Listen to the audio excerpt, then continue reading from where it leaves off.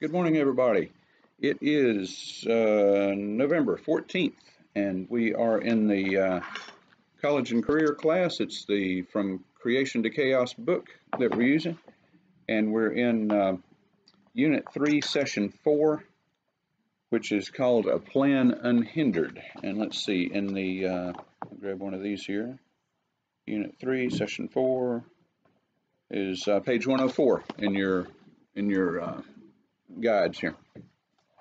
In your Bible, it's going to be Genesis, and we're going to kind of burn through some Genesis here from 26 and 7 on over to Genesis 32. So we're going to cover a lot of ground today, and it can be a little bit confusing. I was getting confused preparing for it even, but there's a lot of ground that we cover here. In fact, we cover 3 generations of Abraham's descendants here, of Abraham and his descendants. So we'll just jump right in. But the point of this whole thing, in the outline, there's 3 points that we'll cover, and that is that God's plan continues despite sin and deception. God's plan continues despite family dysfunction, and God's plan continues through people being changed. And it's a neat lesson, but like I say, there's a lot jammed in here, so we'll get going. This, from Genesis 25-ish or so along in there through Genesis 32 is a good place to mark, and it's a good place to mark because if you have family drama going on, which I think is pretty much a requirement of having family, is that there's some craziness there. There's certainly some in my family, my wife's family. You know, I think everybody I know that has a family has some craziness going on. If you ever start feeling like your family is beyond repair and beyond hope, and there's just too much mess going on, this is a good section of the Bible to come read, because this section will make you feel better about your family. It will. Now, this is Abraham's family. This is the father Abraham. You know, this is the guy who was the patriarch, and now thousands of years fast forward, this is the guy whose descendants, both physical descendants and spiritual descendants, are Judaism, our Christianity, and our Islam. Okay, so this guy is serious business. He was one of the main heroes in the Bible, and he made some mistakes and some absolutely poor decisions in his life, even being the one that God chose to be the patriarch of everything. And good morning. Good morning. And I'm glad you hear me. Pull up a chair wherever you want to be. Yeah. And let's see, what did I just say? We're on page 104, I think it was. Yes, page 104, no trouble. But yeah, we're talking about, and we're recording it as well for the others. But so we're in Genesis, A Plan Unhindered is the name of the chapter here. Genesis 26 through 32, so there's a lot going on. But yes, this part of Genesis will definitely make you feel better about your family if you think your family is beyond repair. Okay. And so this is Abraham, the one who's the father of all these major world religions. He made some mistakes. He did some serious major league things wrong, but it still continued, okay? And then he had children, and they made bad mistakes, and then they had children, and they made bad mistakes, and God's plan just carries right on through in spite of all this stuff. It's amazing how he can take completely flawed, broken people and still have his plan to come through it. And he exactly, and God made a covenant with Abraham. What Nick just said, if you could hear it, was that there's the difference between the promise and the covenant. We talked about that a couple of weeks ago. Or a contract and a covenant. A contract is, we're going to lay this out. I'm going to do A, B, C, D if you do, X, Y, and Z. And if you live up to your part of the bargain, I'll live up to my part of the bargain, and we'll consummate this contract, and it'll be great. A covenant is when you say that I'm going to do this. Period. Okay. And God made a covenant with Abraham, and all he asked of Abraham was do the best you can to follow what I tell you to do. Okay. And I am going to do this. Which is marriage? Is it a contract or is it a covenant? It's supposed to be a covenant. A lot of people think of it as a contract these days. They think of it, well, as long as you live up to your part of this marriage agreement, then I'll live up to mine, and vice versa. That's not the way it's supposed to be. Marriage is supposed to be that I take you for my wedded wife till death do us part, period. Okay? That's the way it's supposed to be, but you know, in today's society, it's and in the old days society, you know, it's always been a hard thing to live up to, and it can be hard. A covenant is a hard thing because it is pretty much one-sided. It's I'm going to do this. You can do whatever you want to, but I'm going to do this, and so yeah, that can be hard. But and there's a question in the book here. It says, why does God use sinful people to accomplish his purposes? Now, before I read the answer they gave, my first answer was, because that's all he's got. That's his only choice. He has created one perfect person in history. And that person is not with us here. He's in heaven, sitting at the right hand of God now. But anyway, the book that the answer gave, or the answer that the book gave, is it brings him glory to use people who are imperfect. Makes sense. If you can take somebody who's goofed up and make something of them, okay, and have your plan come through that makes God look good. It helps us to stay humble, knowing that he is the one doing the work through us. That also makes sense. If you know that what you're doing, like me sitting here teaching this class right now, if you know that what you're doing is beyond your limits and your capabilities, that helps you stay humble, okay? And just to be completely transparent about this whole thing, I came in here with a major question this morning that I did not have an answer for, and God helped me out and showed me how it rolled, and got it straightened out about 5 minutes before the class started. So that's God working through me. And then God loves us and wants to redeem us.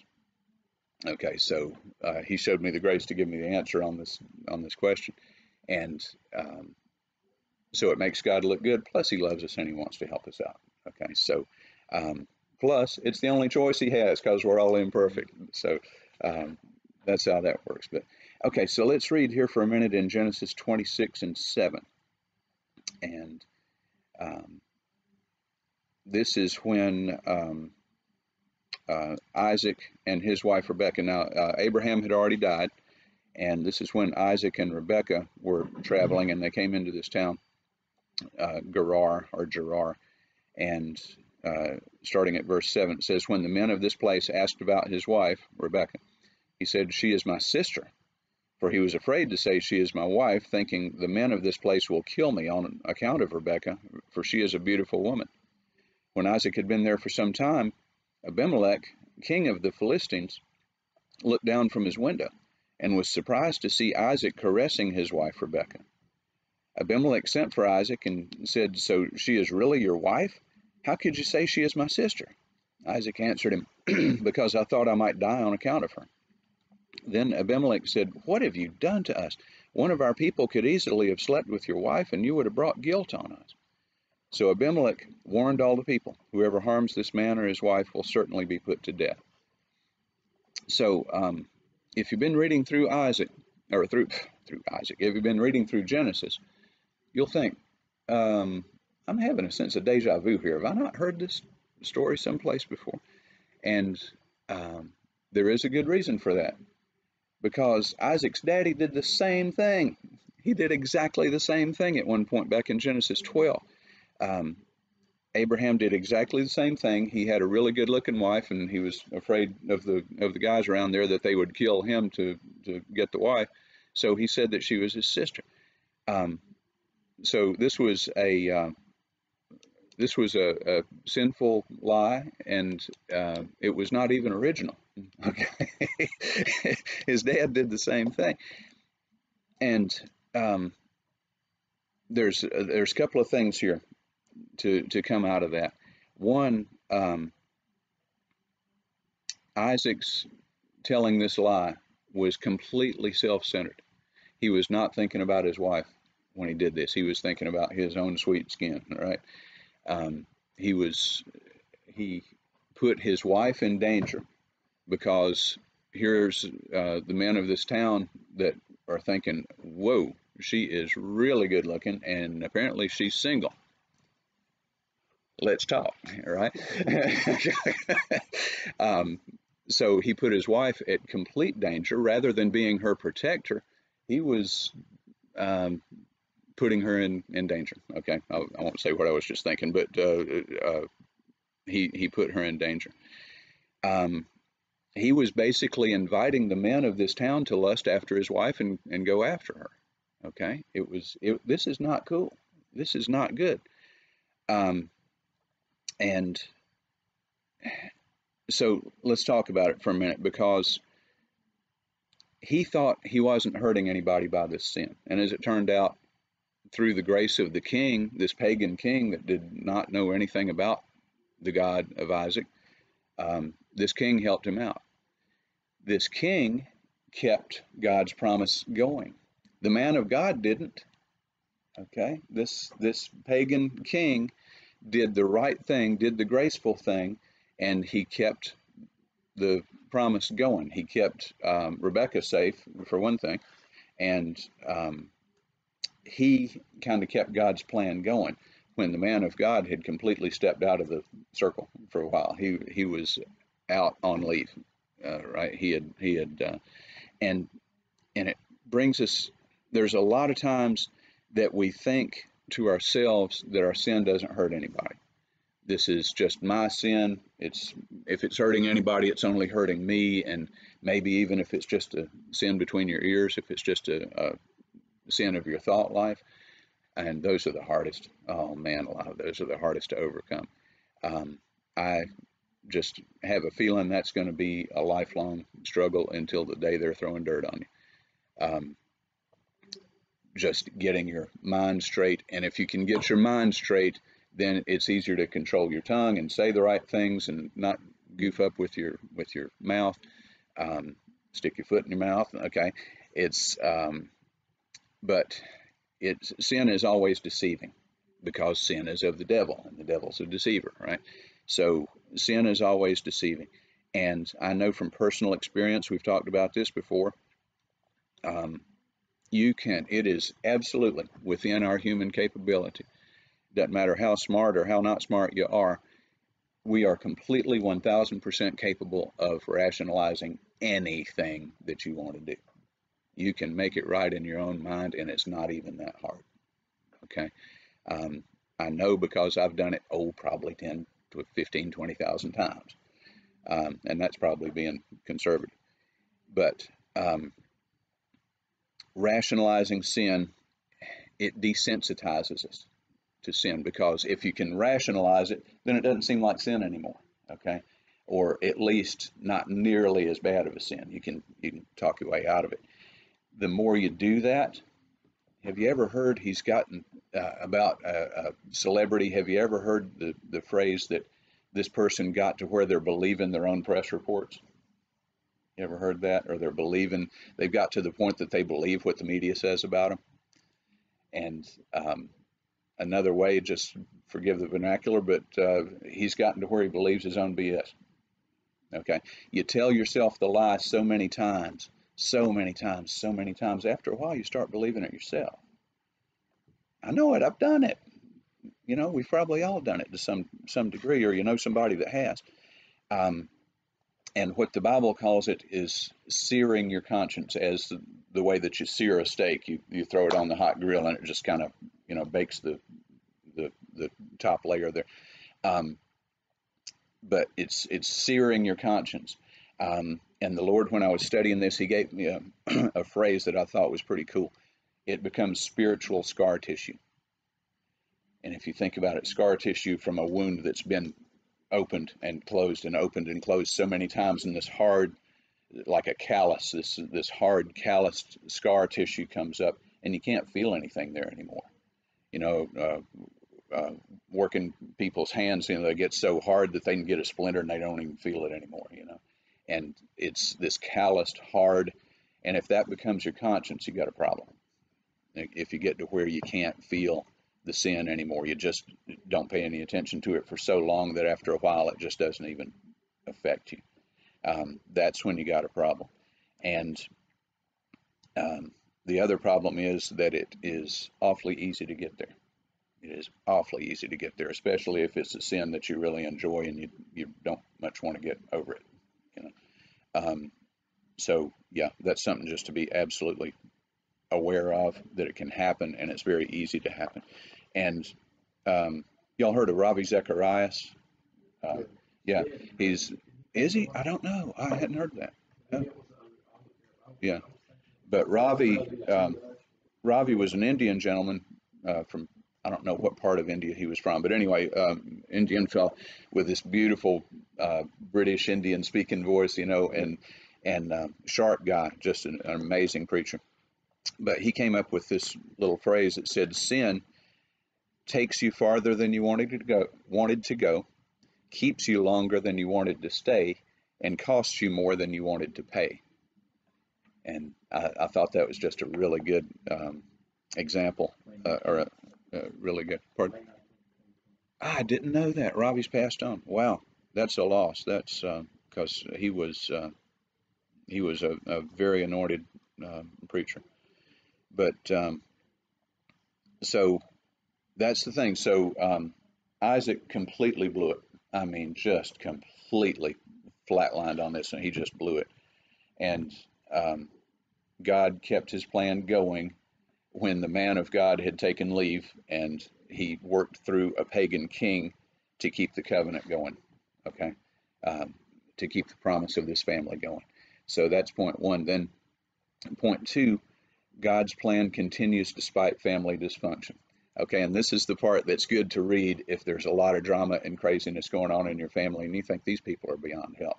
It's good to go back and read about one of the major heroes of the Bible, that the family is just a disaster. It's just a train wreck. But God makes things work, okay? And it's just very, very cool. Excuse me. And the first line here in the book, it says, to say Isaac's family was filled with dysfunction would be an understatement. And it is. So there's some, and again, the book skips over some major stuff here. But there was some more gross error that was happening in this family. One was that Abraham's wife Sarai, back before Abram's wife Sarai, was infertile. They were unable to have children. All right, so then the next generation, Isaac, the son of promise, Abraham's one son, marries a girl named Rachel, and she is also unable to have children. So there's this problem, is now we're in the second generation of people that are supposed to have to birth nations of people, and the couple is infertile. Okay, so okay, how's this going to roll? Both times back in Abraham's day, his wife decided to help things along, and she said, well, I got this handmaid here, you take her, she's going to be a surrogate mom. Okay, she's going to be the surrogate. The only problem was, in those days there was no in vitro fertilization. I'm just saying, this was surrogate, yes, but not in the way we think of it now. So she had to give the husband to go, and so and out of that union with Abraham and Hagar came Ishmael. Ishmael is the father of the Arab race, and from him came the Muslims. Okay, so that was not God's promise. But because Ishmael came of Abraham, he said, I will make you a nation, because that was Abraham's job, was to be the father of nations. All right. So it wasn't of God's plan, or at least not his major plan A, but God said, I'll make you a nation as well. And he did. So he also said, though, the word that he put on about Ishmael was that he will be a wild man and he will be against all his neighbors. Okay, he'll fight with pretty much everybody.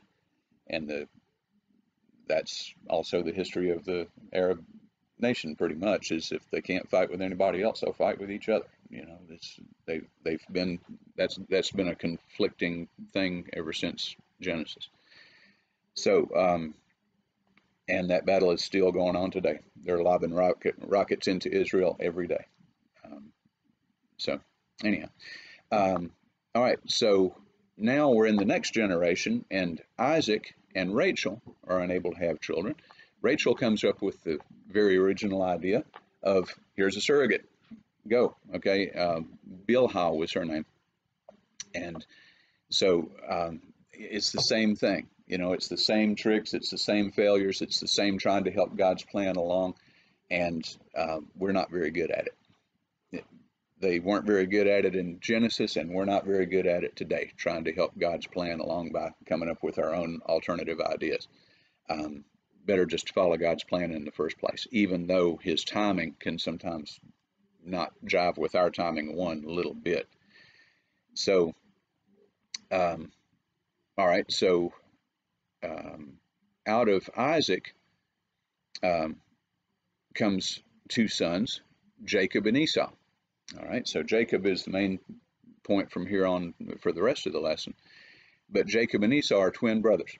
They're fraternal twins, not identical. One's red-haired and all hairy all over, and the other one's kind of fair-skinned, and so they're the brothers. As a lot of the time, the brothers in our families cannot be more different. Okay, one's a big outdoorsman. He's always outside. He's hunting. He's fishing. He's running around. Just loves the outdoors. The other one's more of a stay-at-home kind of guy. I don't think there's anything effeminate about him, but he's just a stay-at-home, you know, take it easy kind of guy. If there were books in those days, I think he probably would have been kind of a bookworm, you know, and he wasn't nearly as physical. And so we got the wild man out that's hunting and fishing all the time, and the other one that's just kind of kicking out around the house and, you know, taking care of things. And they both have their strengths and weaknesses, but they're just different. And from the moment of birth, the first twin comes out, and that's Esau, the red-haired guy. He comes out, and Jacob is actually holding on to his heel, holding on to his foot as they're born. But Esau was the firstborn, so he was the first one out. He's the firstborn. Jacob has a very interesting name, and we've talked about how in the ancient cultures that the name was huge. What you're named was everything. Now we kind of throw names around without thinking too much about it. In those days, names were huge. And they named him Jacob, and that means supplanter. Or what were the other adjectives he came up with that is deceiver kind of implied? Deceiver. Yeah. Schemer. Okay. Schemer was another one. Yeah. So it was not a flattering name, okay? And there was also a prophecy that was given about these two that said that Esau would be a wild man, a wild donkey of a man, I think they said, but he would bow down to the younger, and the younger would be over the elder, which was totally wrong in those days. The firstborn the firstborn son had pretty much everything. Everybody else took the leftovers. So they grow up, and they do not get along. They are not close brothers. They are not close twins. All right, they're totally different plans.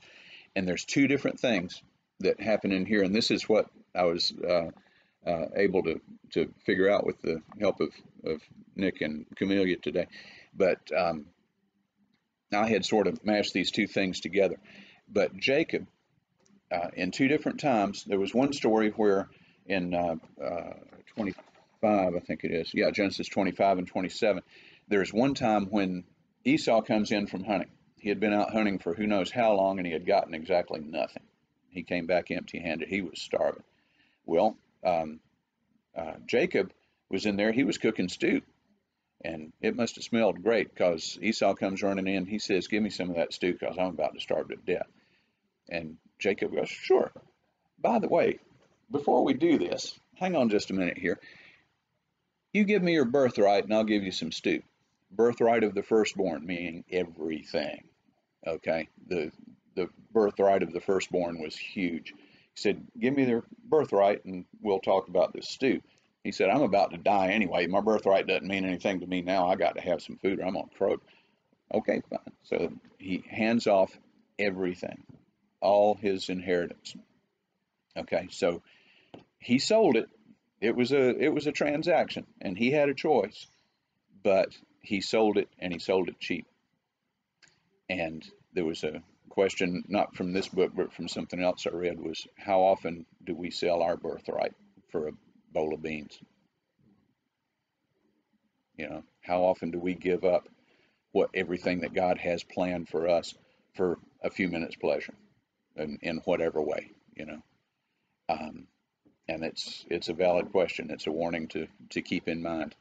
Don't sell your birthright cheap. Okay, it's huge. And then the second thing is over in Genesis 27, and that is that it's a long story. Actually, it's about a page and a half in the Bible, so we don't have time to go through the whole thing. But with the help of his mother Rebekah, Jacob steals the father's blessing from Esau, and the father's blessing was huge, and it still is, although we don't recognize it in this culture very much. Excuse me, but having the blessing, having the approval of somebody that you deeply respect, especially your father or your mother, is huge. It's huge for your emotional and psychological health as you grow up. And we have seen world figures that have caused enormous damage in this world because they never got their father's blessing, and they were trying and striving to get this affection and this acceptance that they're never going to get because their father's been dead. You know, it can be huge, and the father's blessing is enormous.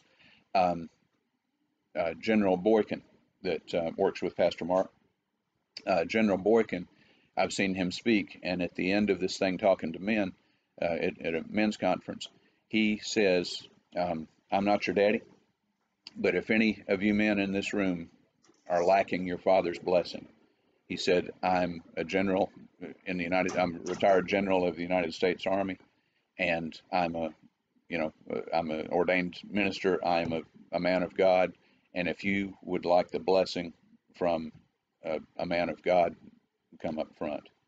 And I've seen hundreds of men come forward, you know, to get the blessing of a man of God that they respect.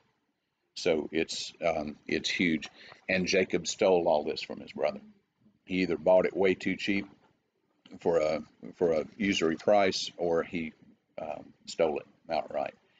And there's just no way to sugarcoat that. He stole everything his brother had, and his brother was ready to kill him, understandably. So Jacob runs. He took off.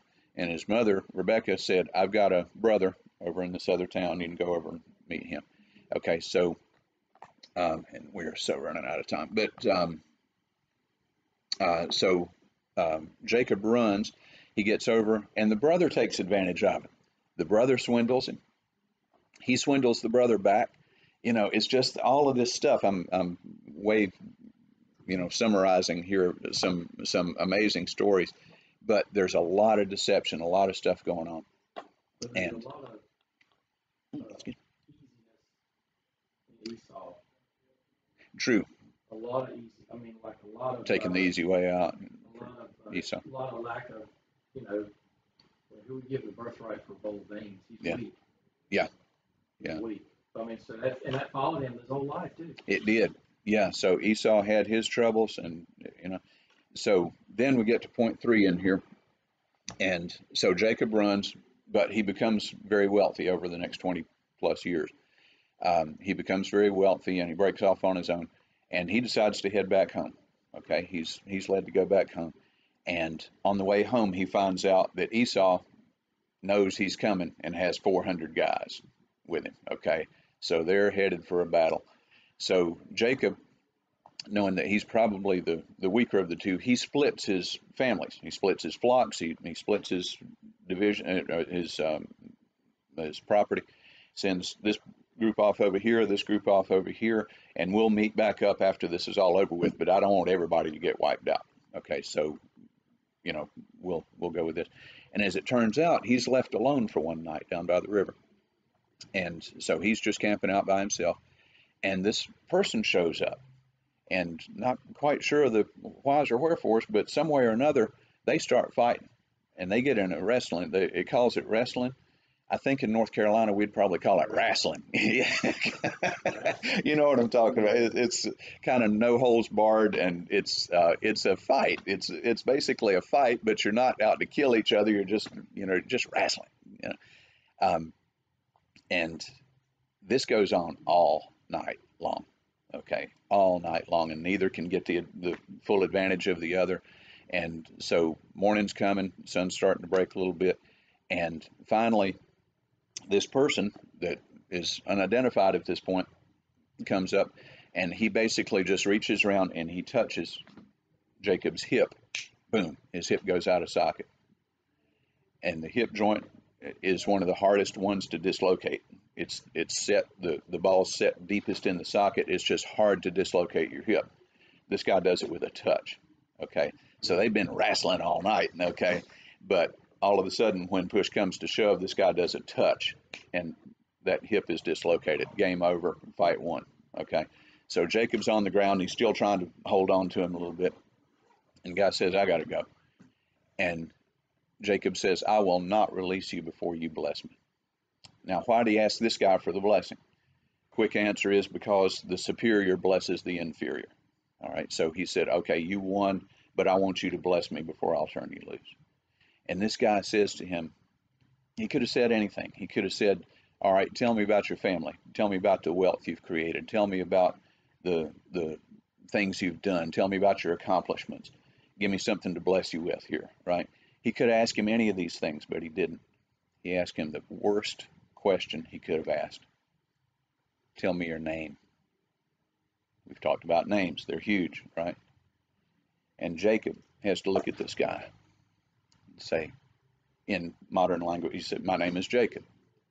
Jacob means what Jacob means. In today's language, we could have very easily said that Jacob looked at this man and said, "My name is scumbag. My name is sleaze. My name is swindler. My name is thief. That's my name." Okay, because his name meant all these things. And it was the most shameful thing this guy could have asked him. This one question, it brought out all the shame, all the intrigue, all the theft, all the things that he had done, the taking of the handmaid for a surrogate, all of the things he had done was all wrapped up in this name. Okay, it's crazy how it worked, but this guy pointed to his weakness. There's this hole in his soul right here, and the guy pointed straight to it and said, "Tell me about it." All right, this is my name. Okay, it was a terrible question. And he told him, didn't back up, said, "My name is Jacob. My name is thief. My name is swindler." And the guy looked at him and he said, "No, it's not. That's not your name anymore. Your name is now Israel. And Israel means I have struggled with God and with man and have prevailed." Talk about a change. Talk about a blessing. The guy says, "That's no longer your name. That's not your identity anymore. Your name is now, I have struggled and I have won." Ooh, that gives me chills, man. I mean, that is just so cool. And that's the blessing. He gives him a new name. Jesus gives us a new name. That's one of the things in Revelation. To him that overcomes, I will give a new name. It's what Jesus promises us if we overcome. Okay? Gotcha. But that's what Jesus offers us. He offers us the same thing, that this, what turned out to be either an angel or it turned out to be God himself that showed up. He gave him a new name. He gave him a new start. He gave him a new identity. He gave him a new history, pretty much, right? Okay. Or at least he gave him a blank slate to start writing on. And that's what Jesus gives us, is he gives us that new name. He can wipe out this man after the wrestling match. He basically wiped away everything that Jacob had been. He wiped away the same thing Jesus does for us. It's an exciting story, and it's how hopeful, how hopeful can you get? What hope is it to have somebody who can wipe away your past, who can give you a new name, give you a new identity? And I don't mean this in any bragging sort of way, because I was a professional sinner with the best of them, but I'm not that person anymore, and it's not me that did it. Okay, and I wrestled with God too. There were some times we had a knockdown, drag out, and God always wins because He's right. And when you get to the point that you realize that God is right and I'm wrong, it'll make you mad, but it'll also make you glad, and it'll give you a peace inside, because you realize that the greater wisdom is taking over. You're sliding over and letting the better driver drive. Okay, and it's exciting and it's worth it. So, and I've kept you late. I apologize, but hey, thanks for being here, everybody. Thanks, everybody. We appreciate you being here. I hope you got something out of this lesson. But yes, absolutely, go back through Genesis, whatever it was, 25 to 32, I think it was, whatever. Anyway, it'll make you feel better about your family, and it's an amazing promise for us. So, all right. So let's finish in prayer and we'll head on out. Holy Father God, Lord, we thank you for this lesson. We thank you for the time to be together, and we thank you for drawing closer to you and reinforcing the promise that you have for us. Lord, as we go into the next hour, please speak through Pastor Mark and bring his message with power and strength and clarity as well. And Lord, keep us effective and powerful and productive in your kingdom, and provide for us and protect us as we go. And bring us back here again safely. We love you, Father. In Jesus' holy name we pray. Amen. Thanks, everybody. We love you. See you next time.